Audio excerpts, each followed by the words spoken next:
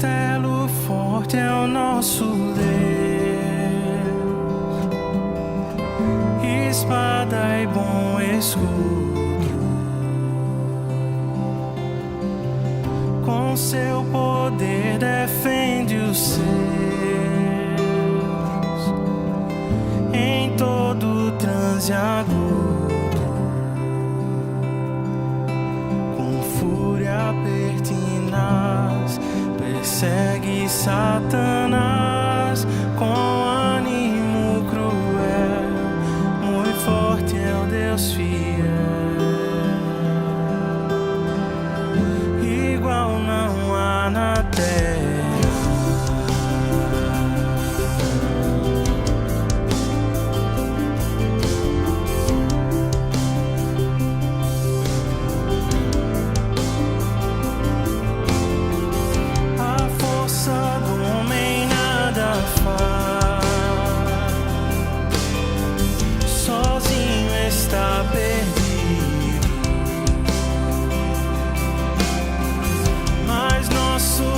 Socorro traz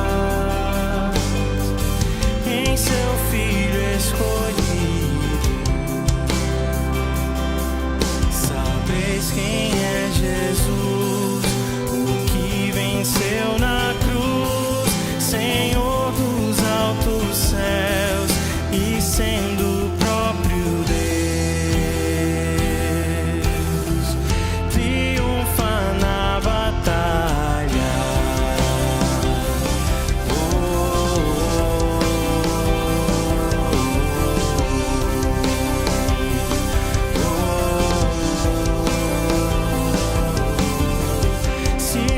Quisessem devorar,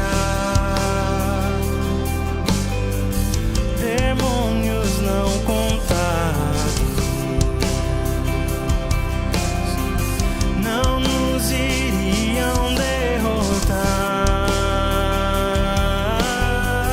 nem ver-nos assustados.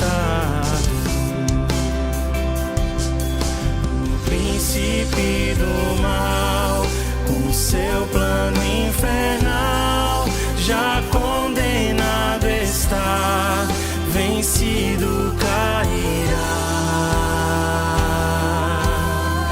Por uma só palavra,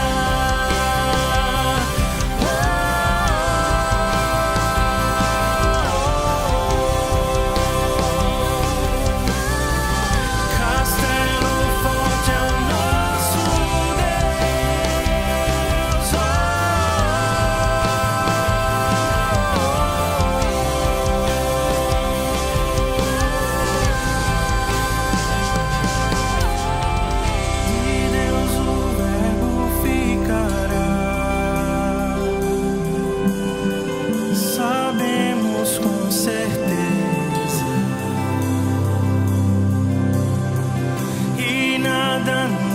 assustará,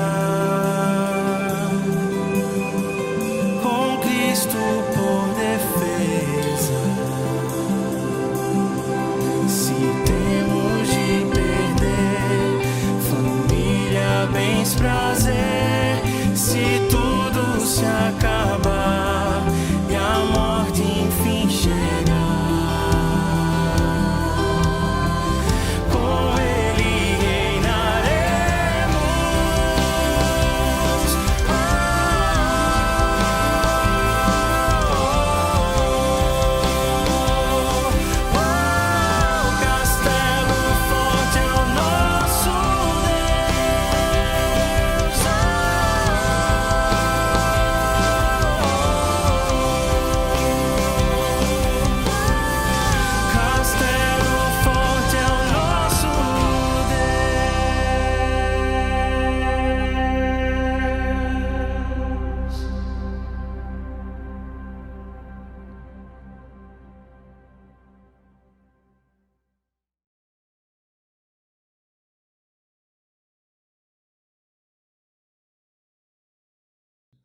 E nessa manhã eu gostaria de compartilhar sobre São Estevão. Estevão é um dos personagens favoritos meus da Escritura. Eu tinha a intenção, se eu tivesse um filho, ele ia se chamar Estevão. O Cleiton não está aí, né? Roubou minha ideia, teve o filho primeiro e acabou pondo o nome de Estevão nele. Estevão foi um dos homens mais importantes no início da igreja cristã, ali, na igreja primitiva, quando começou ali em Atos, né? Logo nos primeiros capítulos ali, conta-se a história dele, que apesar de ser uma história breve e curta, é uma história muito relevante e impactante para a igreja. Ele foi um dos escolhidos logo no início da igreja para servir as... Ele era um diácono ali da igreja primitiva, ele foi encarregado ali de distribuir os alimentos aos necessitados da igreja primitiva. Mas, além do serviço prático que ele exercia, Estevão era alguém também que se destacou por causa da sua ousadia, da sua coragem, da sua fé. Ele tem ali mesmo que em 2 capítulos, um testemunho muito profundo, muito poderoso e muito impactante para nós como igreja. E a gente quer meditar sobre essa história, porque ele é o primeiro mártir na igreja cristã após Jesus. A gente quer refletir um pouco sobre a vida dele e como a história de Estevão pode nos fazer repensar sobre a nossa própria caminhada com Cristo. Estevão, então, além de ser esse servo humilde, né, que servia à mesa ali aos necessitados, ele é um exemplo de coragem, de muita coragem, um exemplo de humildade. E a gente pode destacar alguns pontos na vida de Estevão. Primeiro, como eu disse, ele era um diácono extremamente dedicado. Quando é escolhido ali para servir na distribuição dos alimentos, ele mostra para a igreja que, além da pregação, há também uma necessidade da importância do serviço uns aos outros. Então ele mostra isso através de muitas testemunhas, e embora a gente lembre que a pregação é um ponto importante na igreja, os apóstolos mesmos vão dizer isso, né? Olha, nós precisamos separar os diáconos para que a gente se dedique ao estudo da palavra e à oração, mas ao mesmo tempo Estevão nos mostra também que nós não podemos negligenciar o chamado de servir uns aos outros. Um outro ponto que a gente olha para a vida de Estevão, de destaque, é que em vários versos, nesses 2 capítulos, capítulos 6 e 7 de Atos, a Bíblia vai falar diversas vezes que ele era um homem cheio do Espírito Santo. Na escolha desses diáconos, os apóstolos mesmos já falam, olha, vamos escolher homens cheios do Espírito Santo. E isso nos mostra que, para servir, mesmo nos serviços mais humildes, nós precisamos ser alguém cheios do Espírito Santo. Se nós não formos cheios do Espírito Santo, nós não temos a capacidade de servir uns aos outros. Então, uma das evidências para mim de alguém cheio do Espírito Santo é um coração de servo. O próprio Jesus, né, que é o nosso exemplo maior, a Bíblia fala que ele era dotado da plenitude do Espírito Santo. Mas é interessante que Jesus nunca rodopiou no mistério, mas ele sempre serviu. Então, uma das maiores evidências para mim de alguém que é cheio do Espírito Santo é quando ele tem um coração de servo. E Estevão é um homem desse, é um homem que se dedica não só à pregação da palavra, mas também ao serviço. Alguém cheio do Espírito, alguém que evidencia a sua paixão e a sua comunhão com Deus através de um testemunho poderoso de serviço. Então a maior evidência de alguém cheio do Espírito é quando ele é servo, é quando ele está servindo, é quando ele está se dedicando uns aos outros. Mas também a gente consegue identificar na vida de Estevão que ele é, além de servo, um pregador ousado. Ele é alguém que não se cala diante das mentiras e das ilusões, das falácias e das falsas doutrinas. Ele é alguém que não hesita em confrontar autoridades religiosas com a verdade do Evangelho. É alguém que não se esconde, alguém que tem uma coragem sobrenatural para confrontar práticas pecaminosas, inclusive de líderes religiosos. Alguém que não é negligente, alguém que não é politicamente correto, alguém que não é isentão, alguém que tenha hombridade de se levantar para falar contra mentiras. E isso também nos ensina muitas coisas, porque hoje, diante de tantas inverdades que nós temos escutado, diante de tantas, vamos dizer aqui nas palavras da sociedade, diante das fake news, muitos cristãos têm se calado, não têm tido a coragem de confrontar as trevas, se calam no meio dos seus amigos, se calam no meio do seu trabalho, se calam na sociedade. Estevão, para nós, é um exemplo de alguém que não se calou, que não foi isento, que confrontou as trevas com a verdade. E uma outra característica que a gente vê na vida de Estevão, ele que é um mártir fiel. Estevão não nega a sua fé e nem se recua diante de uma multidão enfurecida, diante da perseguição, justamente por causa das suas palavras, da verdade em que ele ousava pregar. Permanece ali fiel até o fim. Ele nos dá um exemplo do que é ser um cristão fiel a Deus e não aos homens, e não à sociedade. Então, mesmo ali diante da morte, Estevão não recua na sua pregação, não recua na sua coragem, coerente com o que Paulo vai escrever aos Coríntios, capítulo 4, primeira carta, capítulo 4, verso 2, o que se requer dos dispenseiros de Deus é que sejam encontrados fiéis. Então, o que Deus espera de nós, como cristãos, não é que a gente tenha uma boa performance.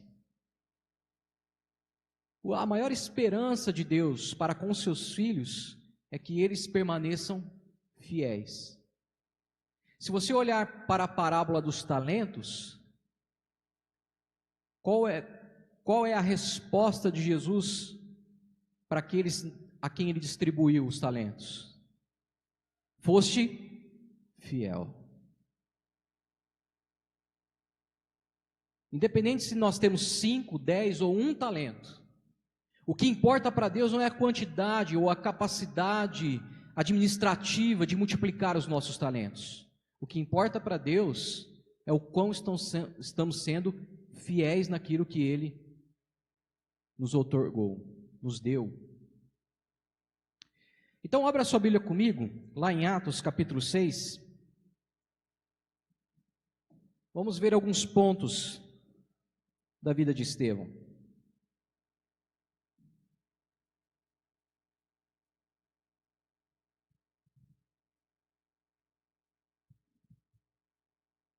Atos dos Apóstolos, capítulo 6. Então, como eu disse, a história de Estevão, ela se desdobra nesses 2 capítulos, capítulo 6 e capítulo 7. No capítulo 6, nós temos aqui a escolha de Estevão a partir do verso 5,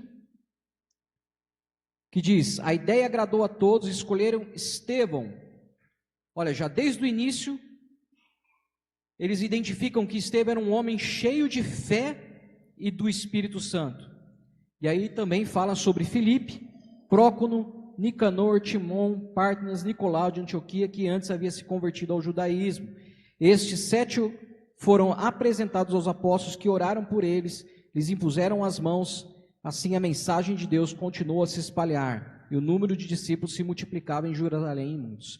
Então, verso 5 a 7 de Atos 6, nós temos aqui o chamado de Estevão. A igreja reconhecendo que esse homem é um homem cheio de fé e é um homem cheio do Espírito Santo, possui sabedoria, e aí é escolhido então para o serviço de diácono da igreja primitiva.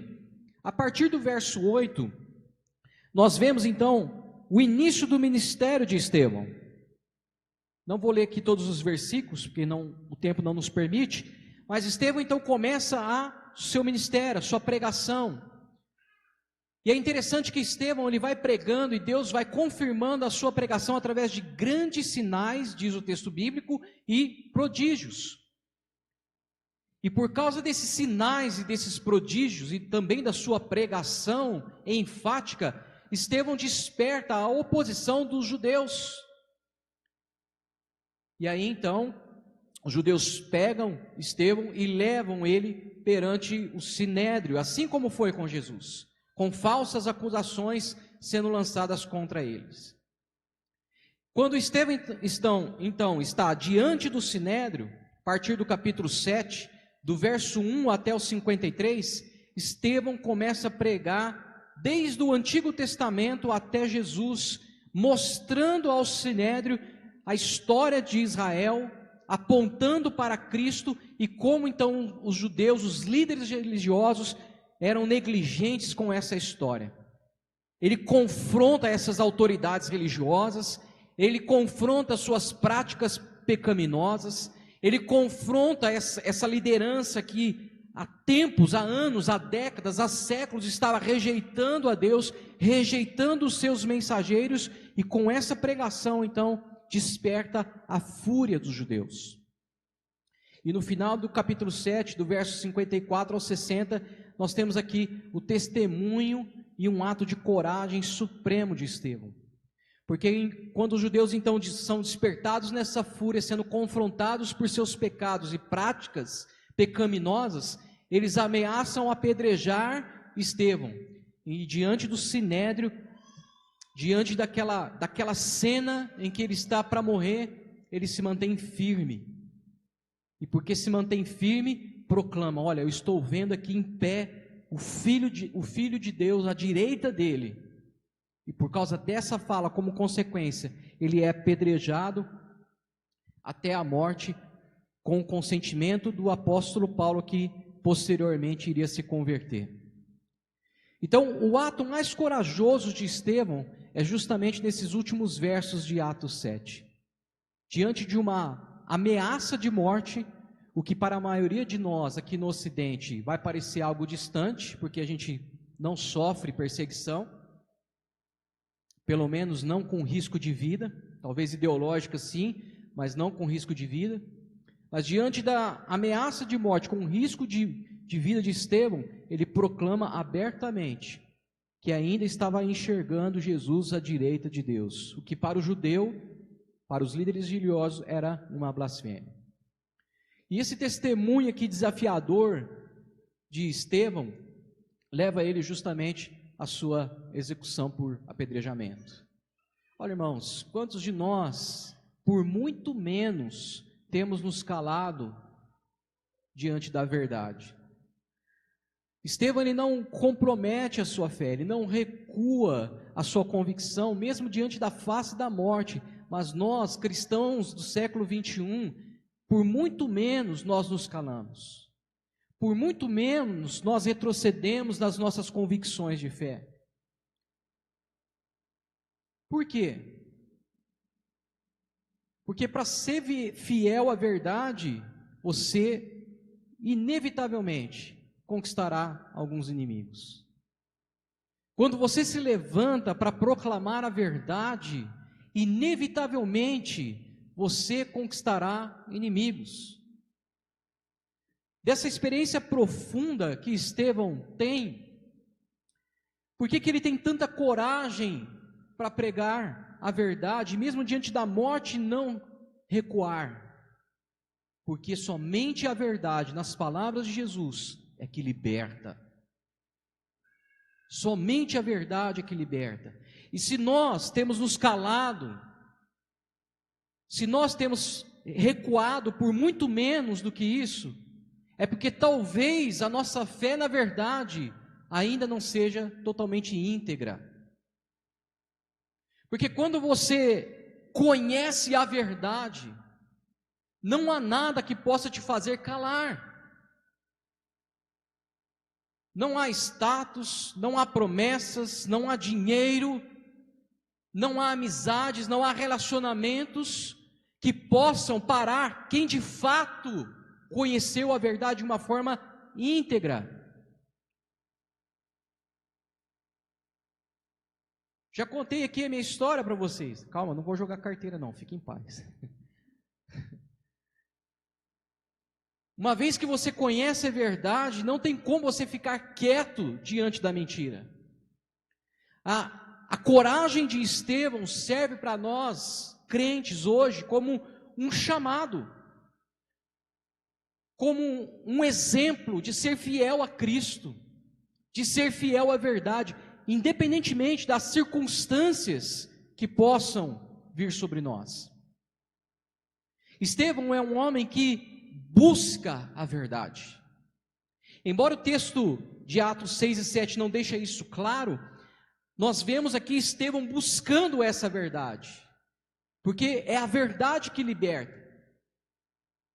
E como que Estevão busca essa verdade? Ele busca questionando. Ele começa a fazer perguntas aos líderes judaicos. Ele começa a questionar as mentiras contadas pelos líderes judeus. Agora, por que a verdade é tão combatida? Por que a verdade é tão encoberta? Olha, a gente já deveria saber, porque o inimigo das nossas almas é quem? O pai da mentira. E a verdade é tão combatida porque a verdade vai ofender quem está vivendo uma mentira. Quem está vivendo uma falsa realidade. Por isso que muitos resistem ao Evangelho.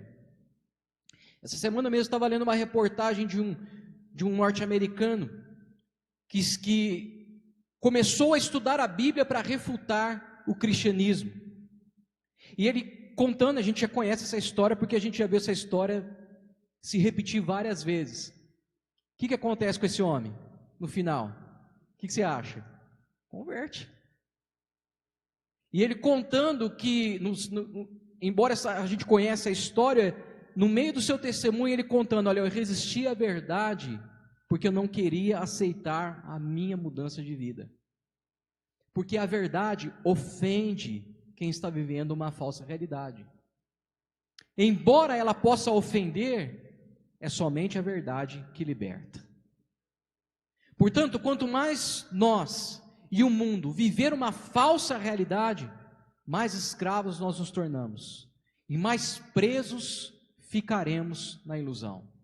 Por isso que a verdade liberta, porque embora ela possa ofender, ela desfaz completamente as mentiras em que nós vivemos.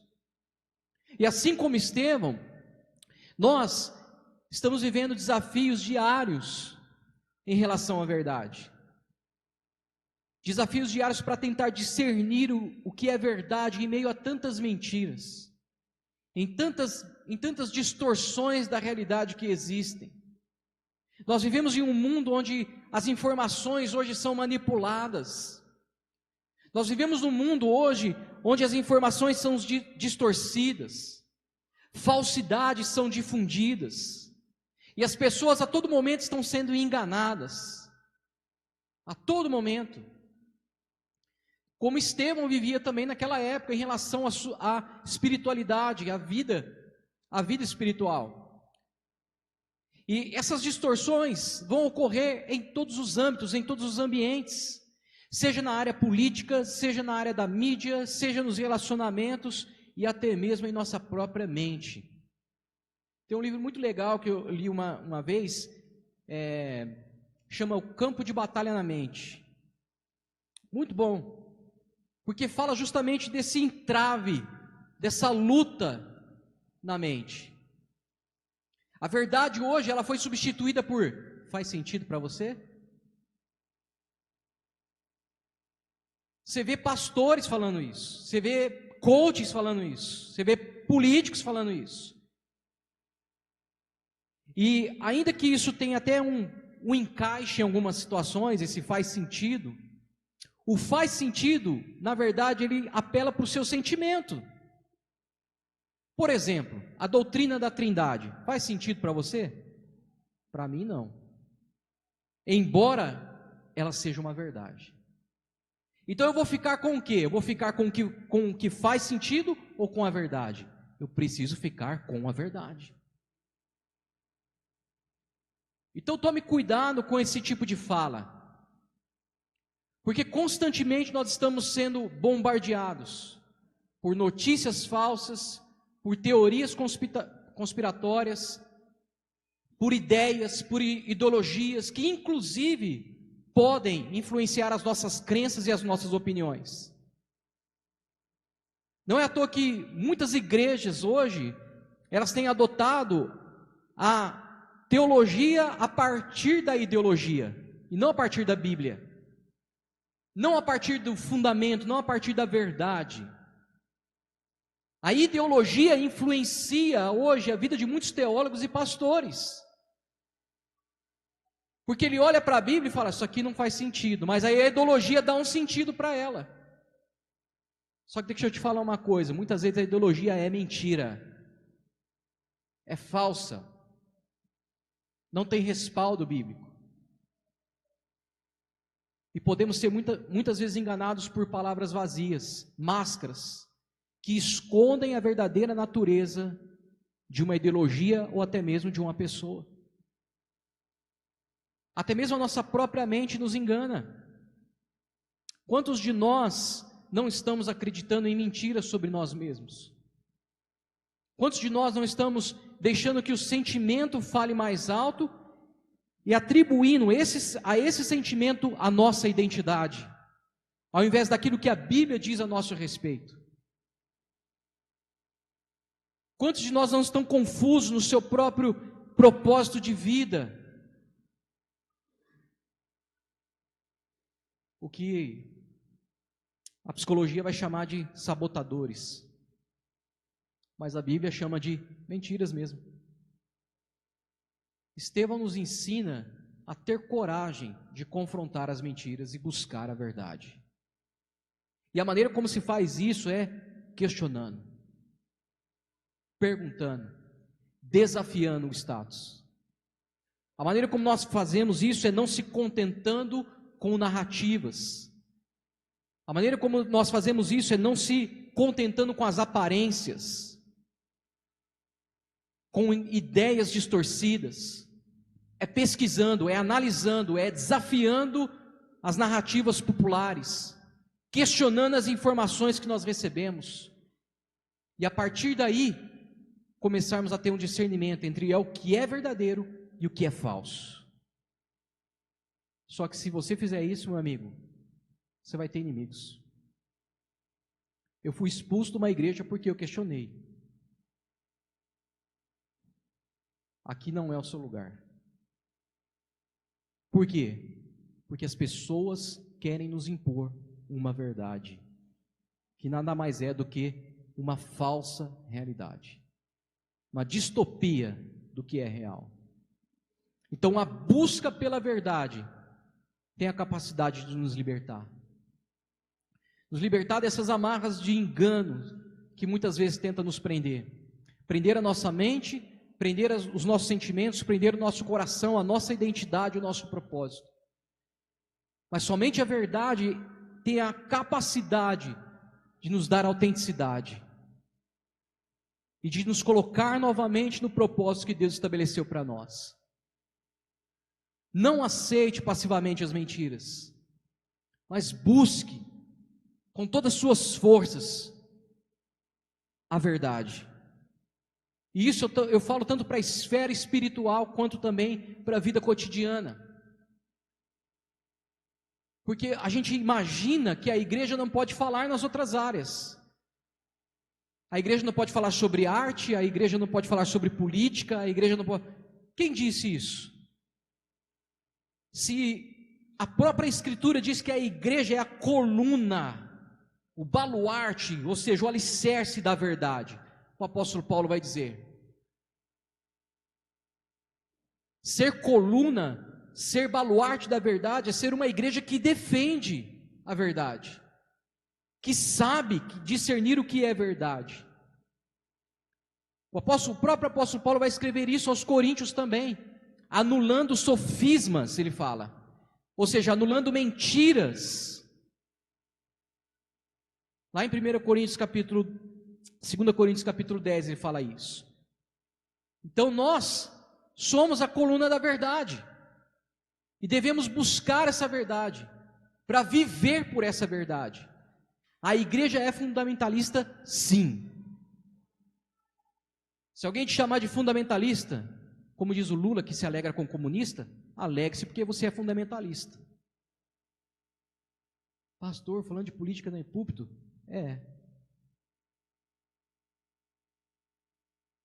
Não contente, faz uma assembleia e me tira. Porque a igreja é fundamentalista, porque ela está enraizada nos fundamentos da verdade. E a verdade está onde? Na Escritura. Nós nos alegramos por sermos fundamentalistas, porque temos os fundamentos do Evangelho. Estamos edificando uma igreja nos fundamentos dos apóstolos. E para fazer isso, nós temos que ter coragem de falar algumas coisas que, às vezes, não é comum de se ouvir. De confrontar algumas coisas que, às vezes, não é comum no nosso tempo de se confrontar. Coragem. Como Estevão teve. Diante da oposição. Quando a gente decide buscar essa verdade e viver por essa verdade, nós encontramos essa verdade e aí começamos a proclamar essa verdade, logo, de imediato, vamos encontrar oposição. E para manter essa proclamação da verdade, a gente tem que ter coragem de enfrentar muitas vezes uma multidão enfurecida, que vive na narrativa, que vive na falsa realidade, que vive na ilusão. Estevão, diante de uma multidão enfurecida, ele não recua, ele não renuncia, mas ele continua proclamando, porque Estevão é um homem, um exemplo de coragem inabalável. Sabe que Jesus já havia nos alertado sobre essa falta de coragem diante da perseguição. Eu anotei aqui lá em Mateus capítulo 3, e começa a explicar sobre a parábola. No verso 20 ele fala: o que foi semeado em solo rochoso, esse é o que ouve a palavra e a recebe logo com alegria, mas não tem raiz em si mesmo, sendo antes de pouca duração, e lhe chegando a angústia ou a perseguição por causa da palavra, logo se escandaliza.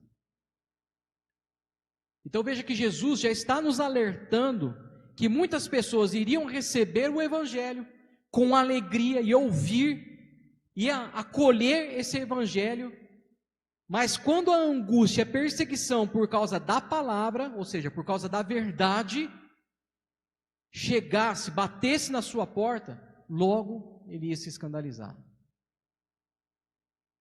Então Jesus já nos alertou sobre isso. Agora, quando a gente olha para a história de Estevão, nós somos confrontados com uma outra realidade. Nós somos confrontados com uma realidade de um homem que ele recebe a palavra, acolhe a palavra, diante da perseguição e da angústia por causa da palavra, permanece. Isso nos mostra que seguir a Cristo não é fácil.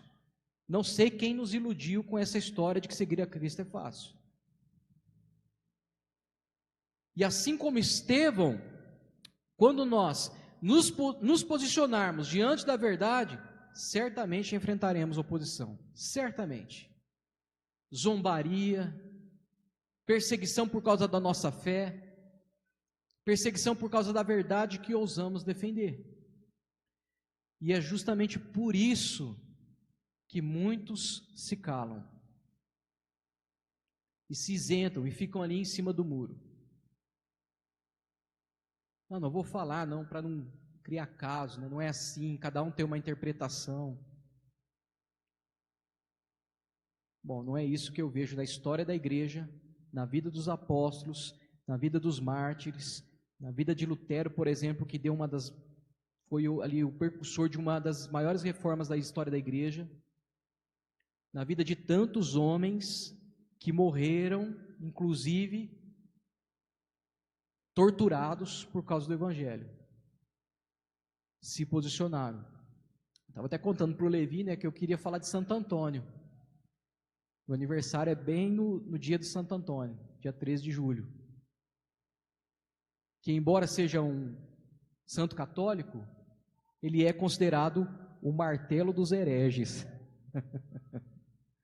Alguém que defendeu a fé. Então, quando a gente observa a vida de Estevão, a gente vê essa coragem diante da oposição. A angústia e a perseguição, quando você se posiciona, vai chegar na sua casa. E nós não devemos recuar quando isso acontecer. Pelo contrário, nós devemos olhar para a vida de Estevão e permanecer fiéis. A vida desse santo aqui nos ensina que a coragem não é a ausência de medo, mas é a decisão de continuar, de prevalecer no caminho, agindo corretamente, mesmo que isso lhe custe a vida. Então, na primeira semana eu falei sobre Pedro, né? Eu mencionei sobre aquele episódio onde ele anda sobre as águas, a fé inaufragável. Que ter uma atitude dessa não significa que nós não teremos medo, mas significa que nós, apesar do medo, continuaremos caminhando.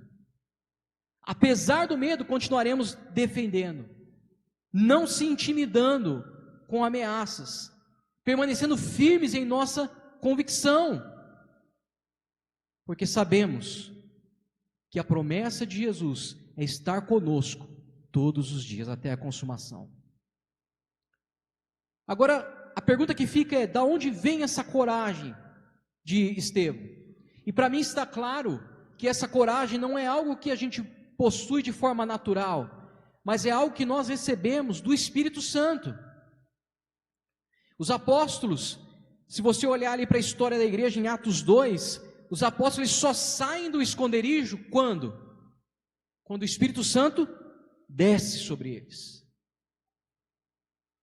E aí eles saem daquele esconderijo, se enchem de coragem. Pedro então, ao que estava lá escondido, começa a pregar para 3.000 pessoas. Arrisca a vida, é testemunha na Judéia, em Jerusalém. E a gente percebe essa mesma dinâmica na vida de Estevão. Desde o início do seu chamado ali em Atos 6, a separação dele como diácono, até a sua morte ali em Atos 7, nós vemos a própria Escritura, como eu mencionei, dizendo que ele era um homem cheio do Espírito Santo. Então, essa coragem de se posicionar, de defender, de não recuar, de enfrentar a oposição, é fruto de alguém que é cheio do Espírito. Quando nós estamos cheios do Espírito de Deus, Ele nos capacita a enfrentar qualquer desafio, a superar o medo, a nos manter firmes na fé, independente das circunstâncias. Então, se você tem se recuado, avalie a sua vida com o Espírito Santo, avalie a sua comunhão com Ele. Nessa manhã, meus irmãos e irmãs, eu clamo a vocês, se posicionem, sejam corajosos na fé, não recuem, não se escondam, mesmo quando isso lhe custar a posição, o status, mesmo quando enfrentar dificuldades, oposição em defesa da verdade, levantem-se, não se acovardem diante das ameaças do mundo, não se acovardem diante das narrativas, não se acovardem diante das mentiras, não tenham medo de ser avacalhados, chamados de fundamentalistas, menosprezados por causa dos seus valores. Confiem na capacitação do Espírito Santo sobre a vida de vocês. Assim como Estevão, sejam testemunhas da verdade. Que Deus nos ajude nesses dias a ser isso. Porque pelo andar da carruagem, como nós vemos a história está se escrevendo no nosso país, nós precisaremos de gente de coragem para enfrentar as oposições de narrativas. Mas não tenha coragem só de proclamar a verdade. Tenha coragem de ser um testemunho da verdade. A gente olha para a vida de Estevão e enxergamos nele que ele não era só um proclamador da verdade. A vida dele era um testemunho. A Escritura diz que ele era um homem cheio de fé e poder e fazia prodígios e grandes sinais entre o povo. Ou seja, o que ele pregava era confirmado pelo que ele vivia. Jesus também já disse isso no Sermão do Monte, diz: assim brilhe também a vossa luz diante dos homens, para que vejam as boas obras e glorifiquem o vosso Pai que está nos céus. Estevão então não apenas falava a verdade, mas ele era alguém que vivia de acordo com ela. A vida de Estevão era um reflexo do poder de Deus em ação. E Deus usava os sinais e os prodígios para testificar o que Estevão pregava. E embora nós temos aqui no início da igreja que os sinais e os prodígios são um atestado de Deus à mensagem dos apóstolos, ainda cremos que nós também podemos experimentar sinais e milagres. Talvez não na mesma proporção que os apóstolos, mas sim de fato podemos experimentar. A minha vida e a sua vida tem que ser uma vida onde a luz de Deus está brilhando, onde as nossas boas obras, o nosso testemunho está falando também do Evangelho. Billy Graham disse que para você identificar um cristão, muitas vezes não é preciso nem ouvi-lo falar, é só olhar para a sua vida. Tem um apóstolo, não sei se é Spurgeon, que fala que se você for crente, os seus vizinhos saberão. Então Estevão não era apenas um pregador eloquente, mas ele era alguém cujas suas ações, o seu comportamento estavam alinhados com a sua defesa da verdade. E esse alinhamento se refletia em milagres, onde o povo via e testificava a verdade.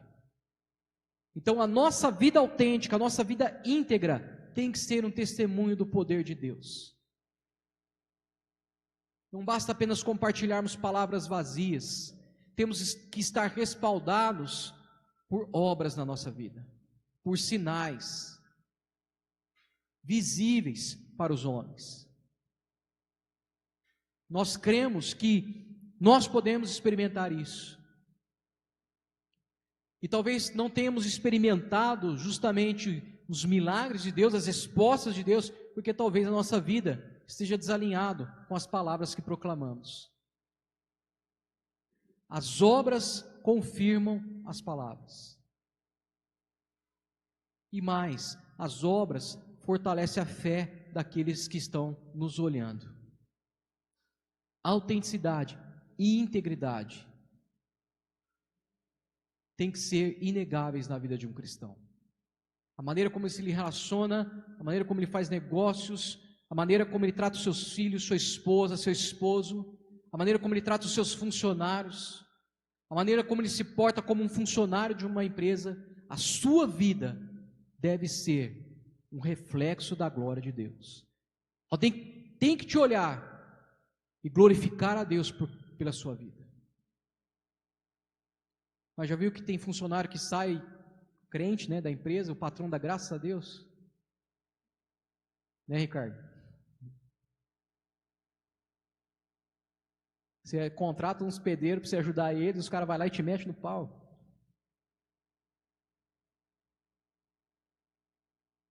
A nossa vida tem que estar alinhado com aquilo que a gente fala. Só assim a nossa vida pode se tornar um testemunho de impacto profundo no contexto em que a gente vive, como foi com Estevão. As nossas palavras e as nossas ações devem estar em harmonia, refletindo a luz de Deus. Não basta apenas falarmos a verdade, não basta apenas defendermos a verdade, não basta apenas termos a coragem de proclamar a verdade, precisamos viver de acordo com ela. Por meio da santidade, do amor a Deus, ao próximo, por meio da compaixão, por meio da busca da justiça, sem comprometer os nossos valores. E por último, a gente olha para a vida de Estevão e vê um coração de Jesus, um coração de perdão e amor aos seus inimigos. No final ali do capítulo 7, quando eles vão apedrejar Estevão, ele ora para o céu e declara: Senhor, não lhes impute esse pecado. Estevão poderia facilmente ser considerado uma figura de Cristo se Cristo não tivesse vindo aí. Porque era um homem cheio do Espírito Santo, era um homem cheio da coragem, e ali no leito já da sua morte, declara as mesmas frases que Jesus declarou: Pai, perdoa-lhes, porque não sabem o que fazem. Está alinhado com a verdade que proclamava, está alinhado com o que Jesus diz nos montes: amai os vossos inimigos e orai pelos que vos perseguem. Às vezes a nossa oração é imprecatória, né, Rodrigo? Quebra a mandíbula deles, Senhor. Mas há aqui uma atitude de perdão de Estevão, uma atitude verdadeiramente notável e desafiadora para muitos de nós. Mesmo ali, no meio da perseguição, violência, escolhe seguir o caminho de Cristo, demonstrando amor, demonstrando perdão pelos seus algozes. E aí, quando ele escolhe perdoar os seus agressores, ele quebra um ciclo de ódio e de vingança. E revela, mostra uma transformação que aconteceu no interior, que aconteceu no seu coração. Porque ele não só proclama a verdade, mas vive de acordo com ela. E ele compreende que a mensagem do Evangelho é ir além. E ir além, às vezes, inclui perdoar o agressor. E quando a gente fala em perdão, a maioria de nós que já tem um pouco mais de tempo na caminhada, já sabe disso.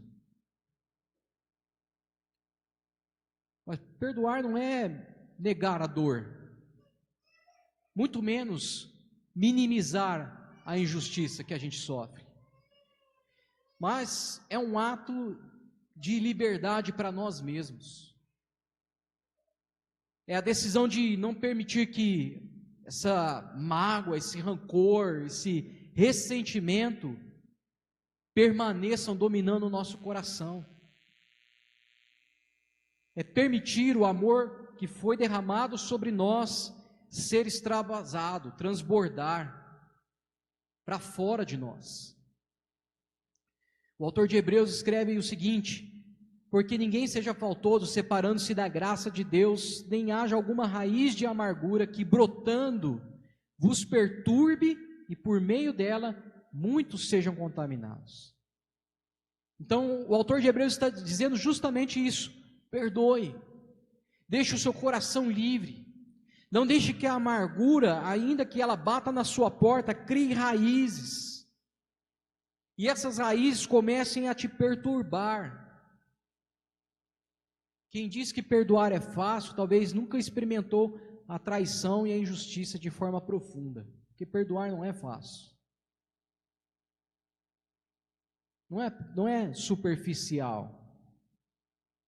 Mas por que perdoamos? Perdoamos porque a nossa base para o perdão é a nossa própria consciência do que nós obtemos de Deus. Deus, em Cristo, nos perdoou o que era imperdoável. E se essa é a base, eu também tenho a capacidade de perdoar, inclusive, aquilo que considero imperdoável. Essa é a base. Porque fui perdoado abundantemente, pela graça de Deus, sou capacitado a perdoar também abundantemente. E essa atitude me liberta da amargura, me liberta do passado e me capacita a viver o presente e o futuro em harmonia com outros. Geralmente, quem não perdoa tem dificuldade de relacionamento. Não consegue confiar. Não consegue se abrir. Por quê? Porque ainda não rompeu com ressentimentos. Mas a partir do momento que decide perdoar, consegue abrir novos caminhos para relacionamentos. E o apóstolo Paulo vai dizer que é isso mesmo, porque nós somos do ministério da reconciliação. Então perdoe como Estevão. Se nessa manhã o seu coração se lembrou de alguém, é sinal que ainda precisa romper com essa mágoa. Com aquele que te traiu, com aquele que te feriu profundamente, te perseguiu, te difamou, te denegriu, te menosprezou, te humilhou. É só nessa hora, tá? Que o amor vence. O amor de Deus derramado em nosso coração. Que a gente possa ser instrumento de reconciliação, transformação em nossos relacionamentos. A gente possa permitir que perdão seja um reflexo do amor de Cristo derramado em nosso coração. Que a história de Estevão, desse santo, nos inspire a buscar a verdade, a defender a verdade, a viver pela verdade e a amar e perdoar, assim como a verdade nos perdoou. O perdão é cedido para aqueles que viram os céus abertos. Estevão estava ali diante daquelas pessoas enfurecidas, apedrejando. Ele vê Jesus ao lado de Deus, à direita de Deus, e diz: não lhes impute o pecado. O perdão é para esses que viram Jesus. Só os que viram Jesus conseguem perdoar. Esse é um lembrete poderoso para nós. Quantos de nós, de fato, vimos Jesus? Então, para a gente concluir, o que a gente aprende, Estevão? Nós aprendemos que a verdade, ela muitas vezes está escondida, mas ela não é algo distante ou inalcançável. Todos nós podemos obtê-la. E ele nos ensina que essa verdade, para obtê-la, não é uma tarefa fácil. Nós teremos que desafiar o status quo. Nós teremos que questionar, perguntar, desfazer narrativas. E ao fazer isso encontraremos inimigos, porque o mundo vive uma mentira. O mundo vive uma distorção da realidade, que muitas vezes parece prevalecer. Estevão nos ensina que diante dessa oposição a gente tem que permanecer firme, porque um dia Cristo permaneceu diante da oposição. Nós devemos estar dispostos a enfrentar, inclusive com risco de vida, a defesa pela verdade. Inclusive perder relacionamentos, perder posições, perder oportunidades por causa disso. Mas não só defender, viver por essa verdade. Que a nossa vida fale, que a gente seja alguém autêntico, coerente com a nossa fé. Não seja um cristão meia boca.